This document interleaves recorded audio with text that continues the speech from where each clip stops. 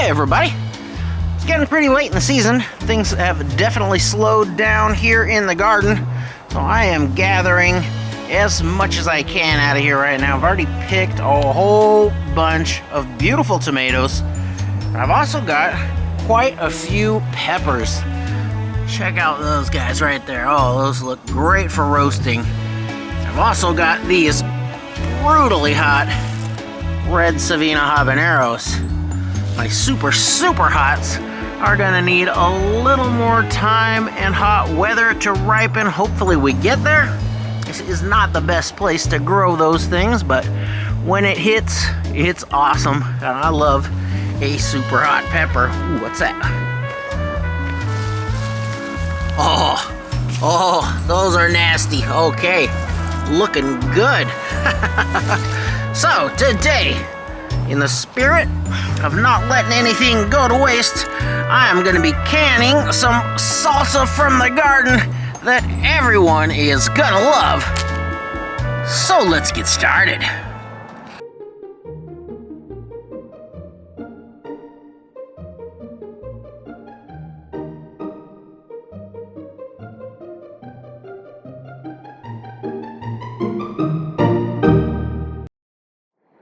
So here are my peppers. I've got them kind of laid out here in order of heat level. Got my jalapenos, red and green. These are a few habaneros that were ready. And these are those red Savina habaneros. Very hot. Up until 20 years ago or so, this was considered to be the hottest pepper in the world. That kind of kid stuff to us fire eaters nowadays, but they still pack a wallop.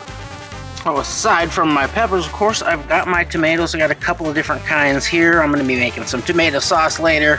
I won't use all of these in the salsa. And this is a good way to get rid of some of your ugly fruits here.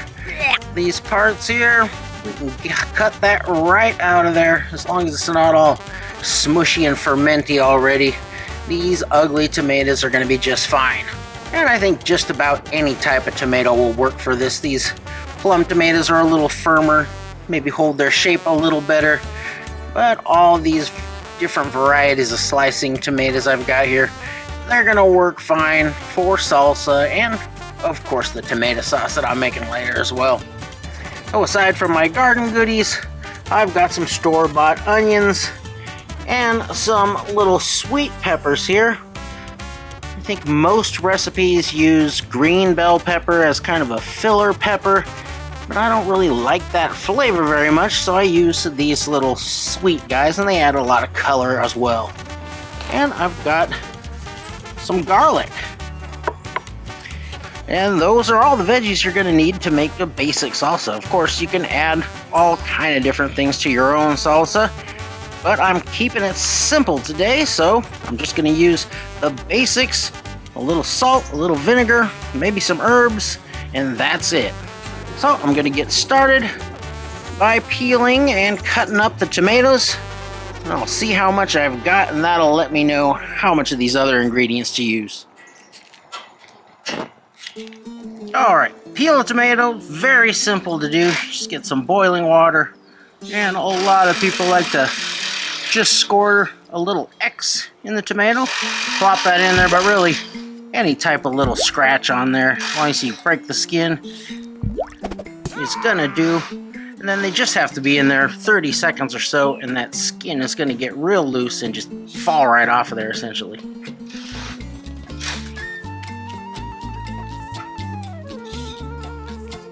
Hey, that's already coming loose.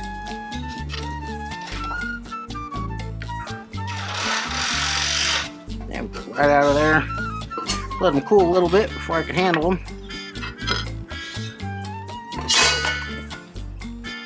And you can either cut your bad bits off before this, but I'll do it after so the water doesn't get so nasty.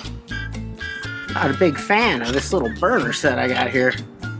Kinda wimpy for this sort of thing.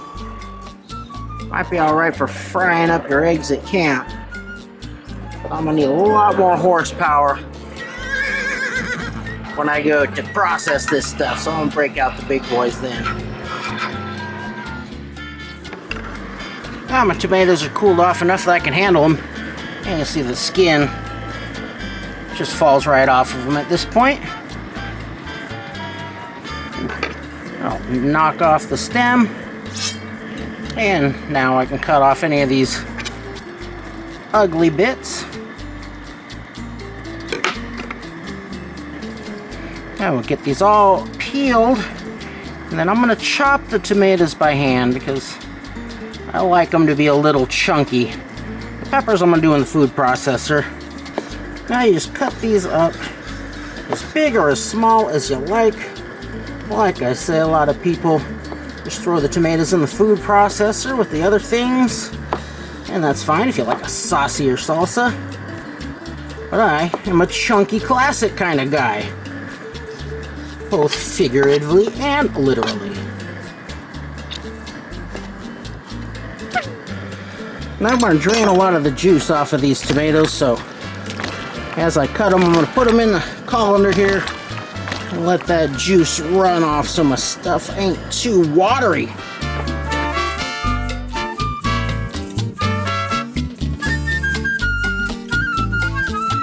Now that my tomatoes are all cut up and drained, I got a good measurement of how many I have here, and that's what I'm going to base the amount of other ingredients I use on. I like to keep it somewhere between 60 and 75% tomato. That gives you about the right flavor. Plus it helps to keep the acidity up where you want it. But we're also going to be adding some vinegar for that because the other vegetables are not very acidic at all. So I've got about 5 quarts of chopped up tomato. So to that I'm going to add around 3 quarts of minced up onion and peppers, and these are rough measurements. It's a rustic salsa. I'm not going to be doing anything very exacting on this one. So I'll de-seed my peppers and chunk up these onions. We'll get these down into the food processor and wazz that down a little. I'll do a little heat check on the jalapenos. It's up there. Pretty hot, so gonna have to go kind of easy on these for the family and friends at least.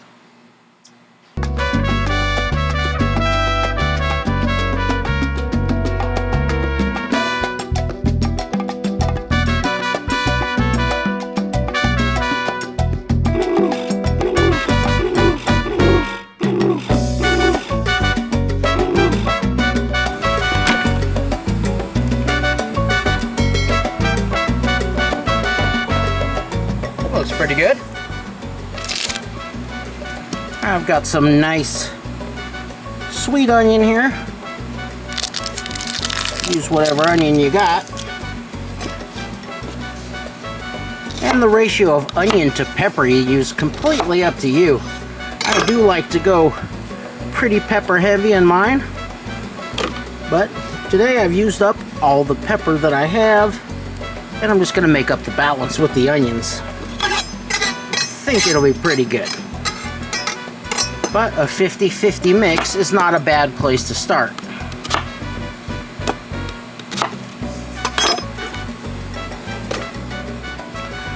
And of course, just add garlic to your liking. Now I'm going to puree up my super hot peppers, but I'm not going to mix them into the main batch. I'm going to wait till the end after I've pulled out enough salsa for everybody else, and then I will add in the super hots for my own private reserve. Oh, you can really smell the heat coming off of those, making me sneeze. So I've ended up with 8 quarts of salsa here, and now I'm going to get this cooking, and I'm going to raise the acidity with vinegar. And you could use citric acid in a different amount, but I've done that before, and for me, vinegar does taste a lot better than citric acid. Some people use lemon juice, but that's not something that I've ever tried, so I can't speak on that. And the amount of vinegar to use is 4 tablespoons per quart of salsa. So for my 8-quart batch, that is going to be 32 tablespoons, or 2 cups.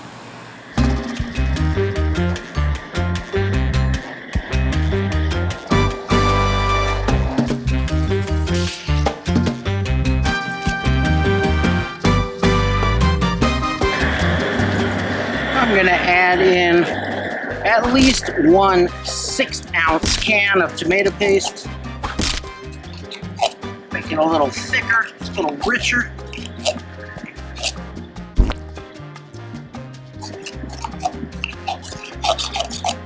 Might end up adding 2 of these in here. We'll see how it goes. Once this starts heating up, I'm going to begin seasoning this.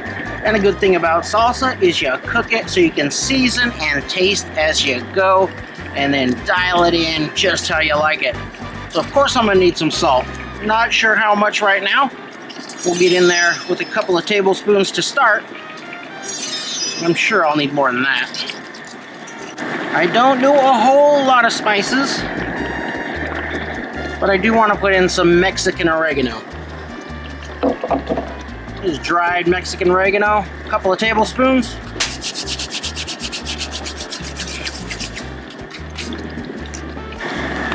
Gotta get in there with that vinegar. This is cider vinegar. That's 1 cup. And there's 2 cups.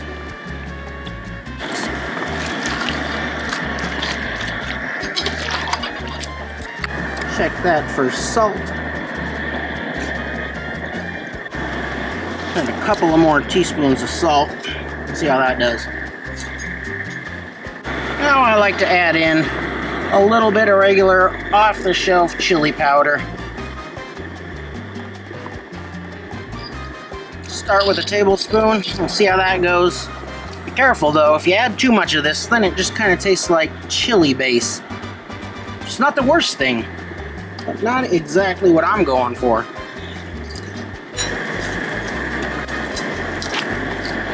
We'll go with 1 more of those, and I think that's going to be good.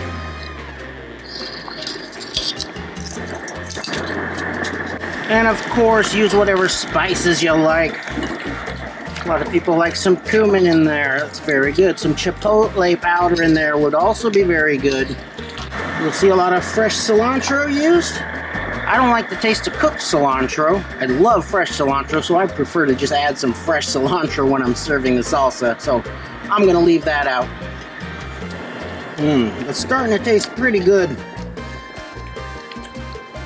Fairly mild heat. I think the saltiness is just about right. It is just a little on the thin side, so I might add in some more of that tomato paste. But once you get it dialed in how you like it, then you let that simmer for 10 minutes, and then we'll get this into the jars and process it. Now I'm getting my jars all prepared here. These have all been washed. I'm getting ready to boil and sterilize them. But before you do that, you want to give your jars a really good look over for any kind of damage.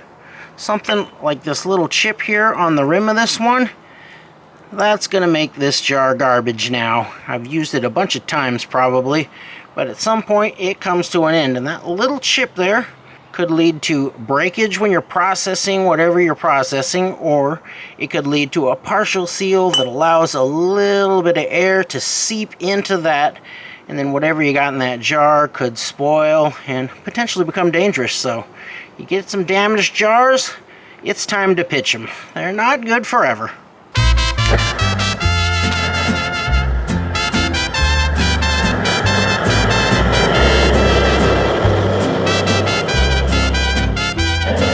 Sanitize your jars. You just simply need to make sure they're submerged in water. Bring that up to a boil and let them boil for 10 minutes. Alright, we're ready to go. Everything is hot here. I got hot salsa. My jars are hot. We want to fill those jars until about 1 inch from the top, just below the threaded rings there.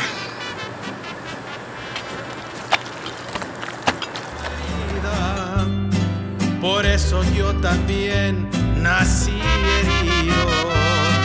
Será porque la vida estaba herida. Por eso yo también nací herido.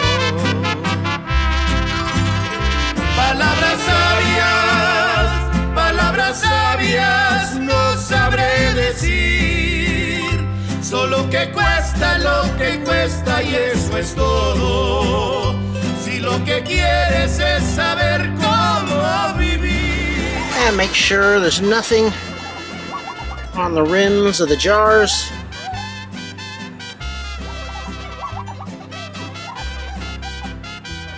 Clean them up. A little damp washcloth here. Ooh, they're hot, hot, hot. I've also sterilized my lids in hot water. Now we get the rings on there.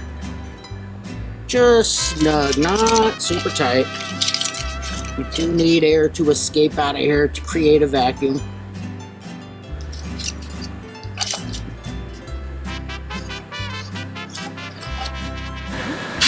And down into the water bath. This basket makes things nice and easy. Keeps the jars just off the bottom. Makes them easy to get in and out of there. So now we want to bring this up to a boil, and then we're going to process these for 20 minutes. And in the meantime, I'm going to add my super hot pepper mix into the rest of the salsa and get that blazing hot before my next batch. Solo que cuesta lo que cuesta y eso es todo. Si lo que quieres es saber cómo vivir. Palabras sabias, no sabré decir. There they are. My super hots are still steaming away back there. But these guys are done, and now I just need to let them cool down and then remove the rings. Make sure everybody's sealed up and they're ready to store. Now they're good to eat right away, but I do like to let the flavor develop in there for a few days before I crack them open. But if you just can't wait, grab yourself a bag of chips and dig right in.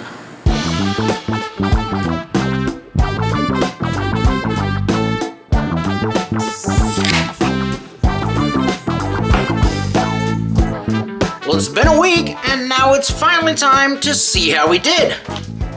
Here is the mild salsa. Looks beautiful. It's nice and thick. It's got good color, too. Of course, what really matters is the taste.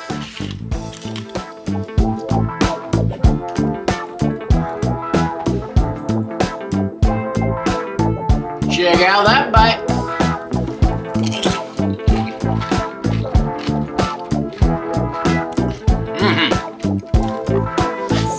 It's great stuff. I can really taste those fresh, ripe vegetables. A lot of times I will go heavier on the peppers, but I used what I had on hand and it's fine, just like this. It's really very good. However, this mild version doesn't really do a lot for me, so I'm gonna have to get into that spicy batch.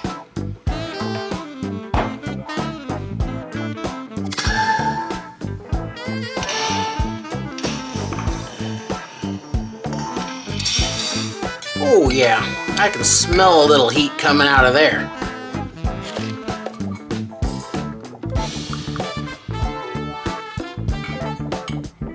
Oh yeah, look how thick and chunky that is.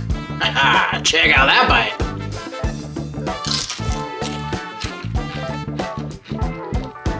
Ooh, now that's what I like. It's got all that same freshness trapped in there, but that has got that fiery hot habanero kick. Woo-wee! A lot more pepper flavor than the mild variety, but it's all hot pepper flavor. This one is definitely not for sharing, other than with people willing to go in on a dare. And that is perfect for me. So that's pretty much gonna wrap things up for the garden this year. It was kind of a middling year overall. I got plenty of squash as usual and a good amount of tomatoes and peppers. It was a really poor year for cucumbers. I got a few baskets full, but definitely not enough to pickle. So now that all my veggies are preserved and packed away, I'm going to move on to packing the freezers with meat. I'm talking about venison, wild turkey, and a bear is always a possibility. But back to the salsa. This is a great salsa, and remember, this is very basic. It's a good starting point for you to jump in and create your own recipes. And if you start with a good recipe and you got good ripe veggies, I'm sure you're gonna make great salsa too. Thanks for watching.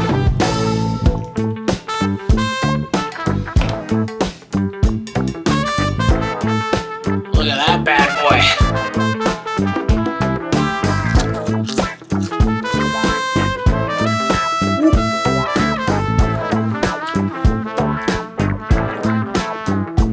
Might have been a mistake.